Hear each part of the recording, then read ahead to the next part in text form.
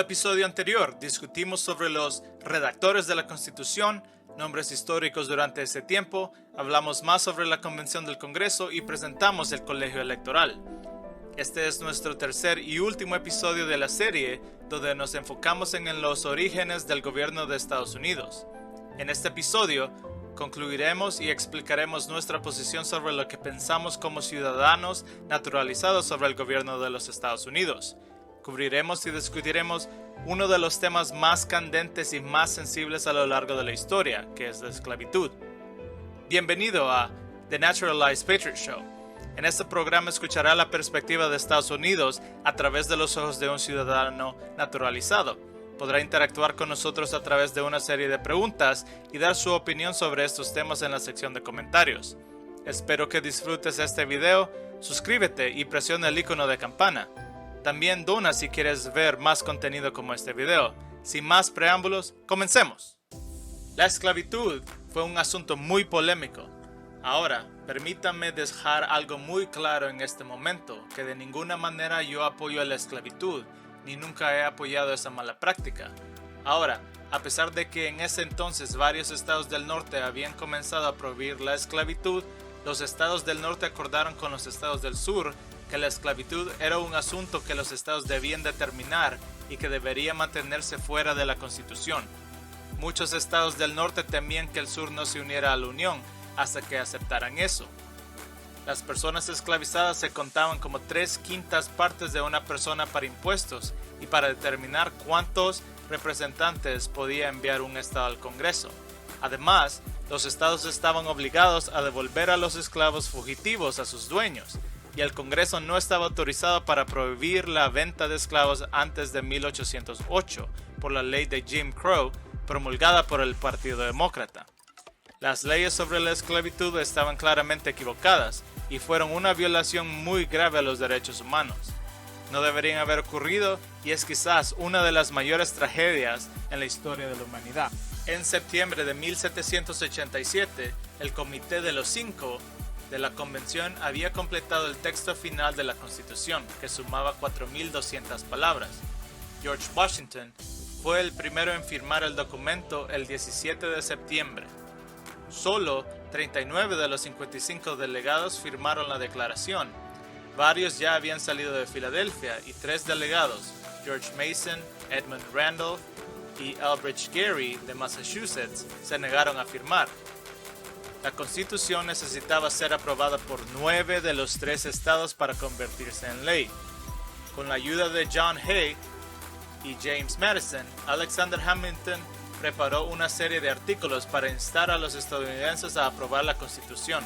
Los 85 artículos, conocidos colectivamente como The Federalists o The Federalist Papers, explicaban cómo funcionaría el nuevo gobierno y se publicaron en periódicos de todo el país a partir del otoño de 1787 bajo el seudónimo de Pluvius, en latín, público.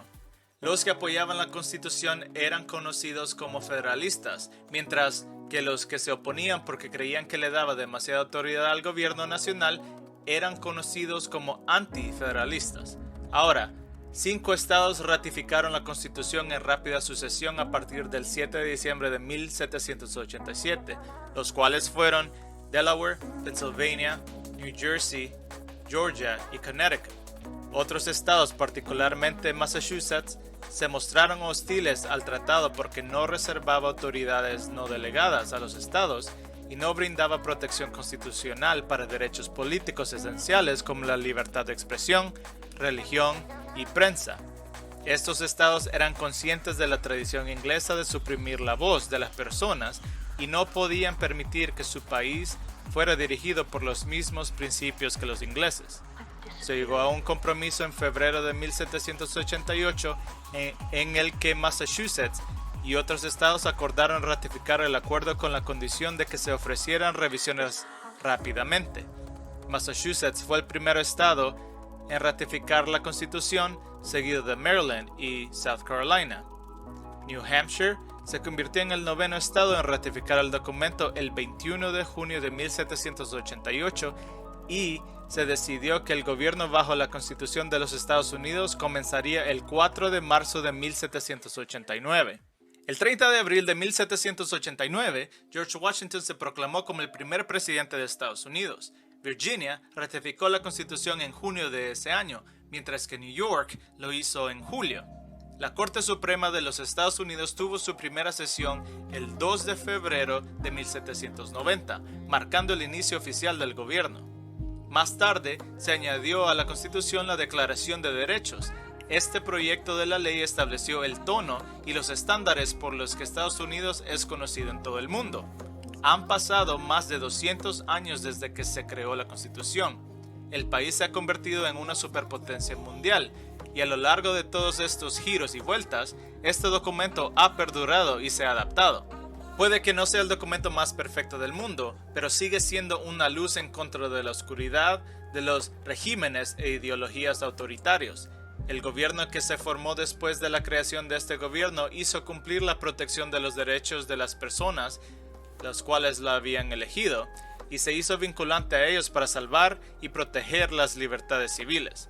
Tal fue el impacto de la Constitución de los Estados Unidos que países como Australia, Canadá, Alemania Occidental, Suiza, Yugoslavia y más recientemente Nigeria adoptaron una constitución similar.